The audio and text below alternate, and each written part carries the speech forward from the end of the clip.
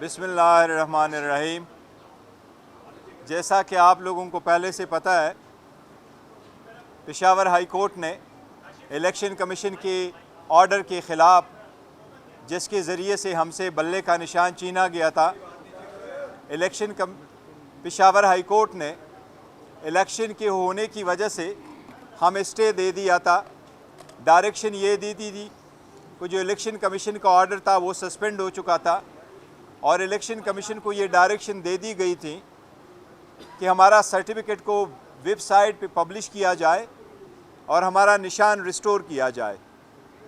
उस ऑर्डर को इम्प्लीमेंट किए बग़ैर इलेक्शन कमीशन ने पेशावर हाई कोर्ट में एक दरख्वास्त गुजारी थी और उनकी दरख्वास्त ये थी कि ये इंटरम रिलीफ वापस लिया जाए।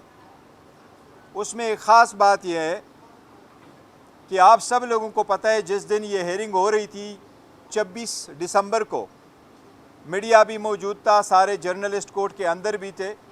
आलमोस्ट 4 घंटे की हेयरिंग हुई थी। तकरीबन 1.5 घंटे की हेयरिंग एडिशनल अटॉर्नी जनरल साहब और डिप्टी जनरल साहब ने कर दी थी। उनके तरफ से 2 तारीख को एक एफिडेविट अदालत में फ़ाइल किया गया और एडिशनल अटॉर्नी जनरल की तरफ से ये कहा गया, जो पेशावर हाई कोर्ट के ऑर्डर 2 जनवरी के ऑर्डर में लिखा हुआ है कि एडिशनल अटॉर्नी जनरल साहब फरमा रहे हैं कि मेरी जो हाज़िरी लगी है, ना ही तो मैं उस दिन मौजूद था कोर्ट में, और जो मेरी सबमिशंस का लिखा गया है, नहीं तो मैंने सबमिशंस की है। अदालत ने उस इस्तदा को मंजूर किया था कि आपने चूँकि एफिडेविट दिया है, हम उस इस्तदा को मंजूर करते हैं। हम समझते हैं कि ये बात दुरुस्त नहीं है, क्योंकि वो कोर्ट में भी मौजूद थे और आर्गूमेंट्स भी हुए थे और इलेक्शन कमीशन का केस पुटअप भी हो गया था। एनीवे, अदालत ने ये मुनासिब समझा कि उस ऑर्डर को रिकॉल कर ले। चूँकि इलेक्शन हो रहे हैं, 13 तारीख बड़ा क्रिटिकल है। इलेक्शन कमीशन ने आज तक जो रिज़र्व सीट है, जो पूरे मुल्क में 227 है, उसमें 70 सीटें नेशनल असम्बली और बाकी सीटें प्रोविंशियल असम्बलीज़ की हैं।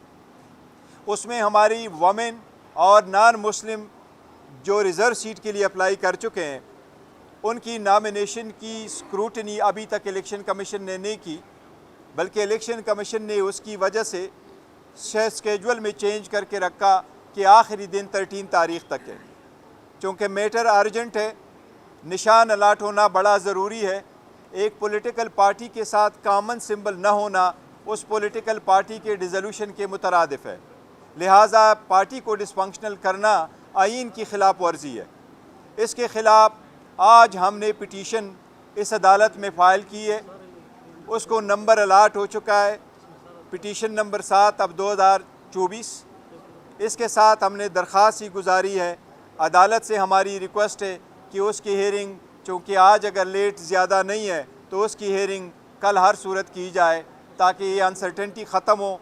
लोगों के फंडामेंटल राइट्स का इशू है, इलेक्शन का इशू है, इलेक्शन की डिले को बचने का भी इशू है, इलेक्शन के free and fair and transparent और इसकी लेजिटिमेसी भी इन लाइन होगा। इसलिए हमारी अदालत से एक दरख्वास्त हमने की है कि इसकी हियरिंग करे। हमें उम्मीद है इंशाअल्लाह ताला सुप्रीम कोर्ट कल इसकी कोई ना कोई सुनवाई करेगी और हमें बताया जाएगा इंशाअल्लाह। देखिए, वो इंटरम ऑर्डर है, वो इंटरम ऑर्डर के ख़िलाफ़ हम आए हैं। वो अदालत कल देखेगी इस मैटर को, वाकई मेरिट उस पर लगा हुआ है। लेकिन अगर किसी वजह से सुनवाई नहीं होती या अगर हो भी जाए और ऑर्डर आने में देर है, तो हमारे पास सिर्फ एक दिन बच जाएगा, 11 तारीख।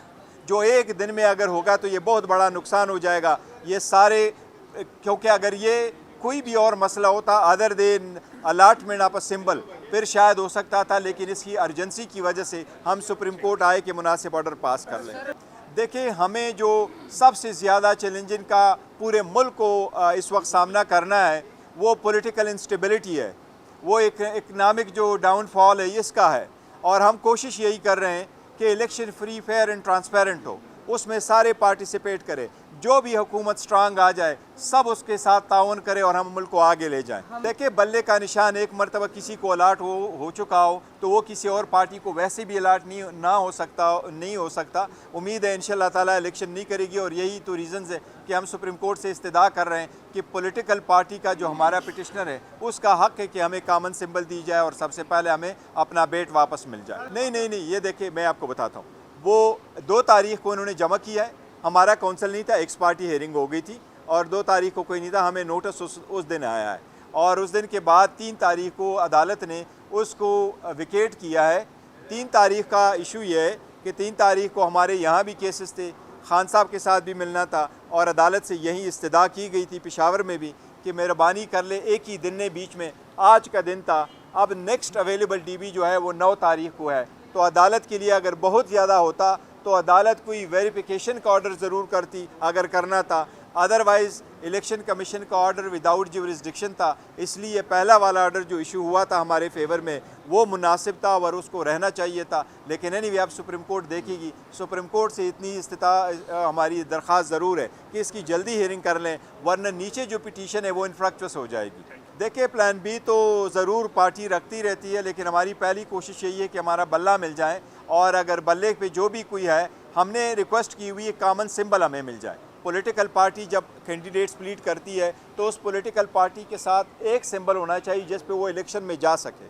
तो हम भी एक ही इलेक्शन सिंबल मांग रहे हैं कि पॉलिटिकल पार्टी को आप विदाउट सिंबल ना छोड़ें। ये सारे पाकिस्तानी अवाम की बुनियादी हकूक़ का मसला है, ये वोटरों का मसला है। लोग कंफ्यूज नहीं होने चाहिए, डिसइनफ्रेंचाइज नहीं होने चाहिए। पॉलिटिकल पार्टी को ऐसे आप डिज़ोल्व करके से ख़त्म कर दे, ये बिल्कुल गैर यकीनी है और मैं समझता हूँ जमहूरियत के ख़िलाफ़ बहुत बड़ी साजिश होगी अगर ये कामयाब हो जाए। देखिए, इंशाअल्लाह ताला सारे जितने कागज़ात उन्होंने नामंजूर कर लिए थे जिस भी ग्राउंड पे किए, इंशाअल्लाह ताला जब अदालत के पास जाएंगी, पहले दिन से हम कहते चले आ रहे हैं कि हमें अदलिया पे पूरा एतमाद है। इंशाअल्लाह ताला अदलिया इंसाफ करेगी और सारे रिस्टोर होंगे। एक बात है, 8 तारीख को इंशाअल्लाह जिस तरीके से इन्होंने हमारे सारे नॉमिनेशन फॉर्म रिजेक्ट किए 90% वन आफ्टर अदर, 8 तारीख को इंशाअल्लाह ताला वन आफ्टर अदर ये सारे 90% हारेंगे।